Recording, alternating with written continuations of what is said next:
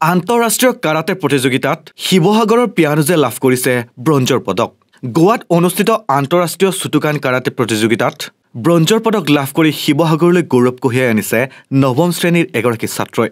শিৱসাগৰ নগৰৰ সমীপৰ ভৰলুৱা চকলীয়া গাঁৱৰ নিবাসী শৰৎ চেতিয়া আৰু দীপাঞ্জলি চেতিয়াৰ একমাত্ৰ পুত্ৰ পিয়ানুজ চেতিয়াই লাভ কৰা এই সফলতাত উৎফুল্লিত হৈ পৰিছে পৰিয়াল তথা গাঁওবাসী। উল্লেখ্য যে ৱৰ্ল্ড ফুনাকোছি শুটোকান কাৰাটে অৰ্গেনাইজেশ্যনৰ উদ্যোগত গোৱাৰ মাপুচাত অনুষ্ঠিত FSKA ৱৰ্ল্ড কাপ কাৰাটে চেম্পিয়নশ্বিপৰ 15-16 বয়স কেটেগৰীত কুমিতে শাখাত অৱতীৰ্ণ হৈ এই পদক লাভ কৰিবলৈ সক্ষম হয়। এই প্ৰতিযোগিতাত সৰ্বমুঠ 18খনতকৈ অধিক দেশৰ খেলুৱৈসকলে অংশগ্ৰহণ কৰিছিল। মই 2024 অনুষ্ঠিত হোৱা কাৰাটে ফাস্কা ৱৰ্ল্ড কাপত গোৱাত অনুষ্ঠিত হোৱা কাৰাটে ফাস্কা ৱৰ্ল্ড কাপত থাৰ্ড পজিশ্যন পাবলৈ সক্ষম হৈছিলোঁ। তাত মোটামুটি 18খন দেশৰ ফাইটাৰ আহি পিনি খেলত যোগদান কৰিছিলেহি। তাৰ ভিতৰত মই 15-16 কেটেগৰীত থাৰ্ড পজিশ্যন পাবলৈ সক্ষম হ'লোঁ। 18খন কাণ্ট্ৰিত আনুমানিক 1000 হ'ব।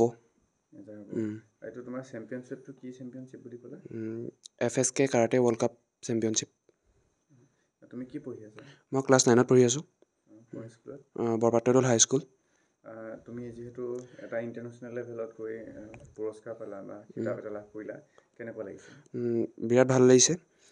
ঘৰৰ মানুহবোৰৰ পৰাও বহুত সহযোগ পাইছোঁ, সেইবাবে সঁচাই ভাল লাগিছে। আৰু তোমাৰ কাৰ ওচৰত এই কাৰাটে প্ৰশিক্ষণ লৈছা? মই আমাৰ ওচৰৰে মনোজ ঠাকুৰ ছাৰৰ ওচৰত প্ৰশিক্ষণ লৈ আছিলোঁ। আৰু তুমি কিমান দিনৰ পৰা এই খেলবিধ কৰি আছা? মোৰ এতিয়া এবছৰ হৈছে। আৰু ভৱিষ্যতে তোমাৰ কি প্লেনিং আছে, কি লক্ষ্য আছে তোমাৰ? ভৱিষ্যতে ভালদৰে পঢ়া শুনা কৰি এজন ভাল মানুহ হোৱাই লক্ষ্য।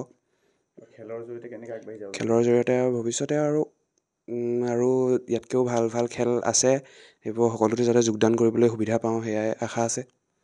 আৰু আগতে বেলেগ চেম্পিয়নশ্বিপত পাৰ্টিচিপেট? নাই, এবাৰ প্ৰথম খেলিছোঁ এখন। পিয়ানুজৰ এই সফলতাত অঞ্চলবাসীৰ লগতে বহু অনুষ্ঠান প্ৰতিষ্ঠানে পিয়ানুজক জনাইছে অভিনন্দন আৰু শুভকামনা। বৃত্তি হিচাপে মই যথেষ্টখিনি আনন্দিত হৈছোঁ আৰু মই ভৱিষ্যতেও ইয়াতকৈও সুফল অৰ্জন কৰিবলৈ সক্ষম হ'বলৈ তাক মোৰ অন্তৰৰ পৰা আশীৰ্বাদ জনাইছোঁ। আৰু মই মনতে এইটোও ভাবিছোঁ, ই যাতে এইখিনি সক্ষম হৈ পেলাই আমাৰ অঞ্চলৰে আৰু 2-4জনক উৎসাহিত কৰিব বুলি আশা ৰাখিছোঁ। মোৰ মনৰ ভাৱ এইখিনি। পঢ়া শুনাৰ ক্ষেত্ৰত কেনেকুৱা আৰু কি ধৰণে মেনেজ কৰা গোটেইখিনি? তাক পঢ়া শুনাৰ ক্ষেত্ৰত ঘৰত পঢ়া শুনা কৰিবলৈ মই খুব জোৰ দিওঁ আৰু সেইমতে টিউশ্যনো দিয়াইছোঁ। মই খালি ইয়াক এইখিনিকে কওঁ, পঢ়াটো খুব গুৰুত্ব দে আৰু খেলতো গুৰুত্ব দে। তাৰ বাহিৰে বাকী মই চিন্তা কৰিবলৈ তাক নিৰ্ভয় দিছোঁ। আকৌ যাতে এই খেলখন ফাস্কা ৱৰ্ল্ড কাৰাটে চেম্পিয়নশ্বিপ খেলখন আকৌ 6 নম্বৰ বছৰত হ'ব।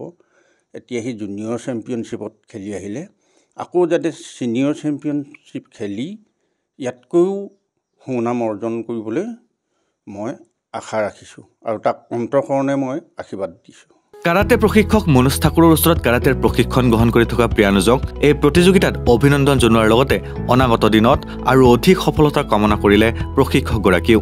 বহুত ভাল লাগিছে আৰু এটাই আশা কৰোঁ যাতে আজি ইয়াতকৈও যাতে ভাল খেল এখনত আজি ব্ৰঞ্জ মেডেল পাইছে, কাইলৈ গ'ল্ড মেডেল পোৱাৰ আশা ৰাখিছোঁ ইয়াৰ পৰা। কিমানজন ল'ৰা ছোৱালীক তুমি এতিয়া প্ৰশিক্ষণ দি আছা? মই এতিয়া 13জন ল'ৰা ছোৱালীক প্ৰশিক্ষণ দি আছোঁ। তোমাৰ কিবা ইনষ্টিটিউটৰ কিবা নাম আছে নেকি? মোৰ আগতে এটা আছিলে নামটি কাৰাটে একাডেমি বুলি, তাৰ পৰা বহুত ল'ৰা উলিয়ালোঁ আৰু এতিয়া তাত ল'ৰা মানে ধৰক নিজৰ সংস্থাপনো পালে।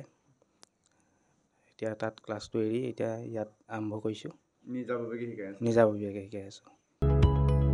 শিৱসাগৰৰ পৰা পাৰ্শ্বজ্যোতি গগৈৰ প্ৰতিবেদন, নৰ্থ ইষ্ট নাও।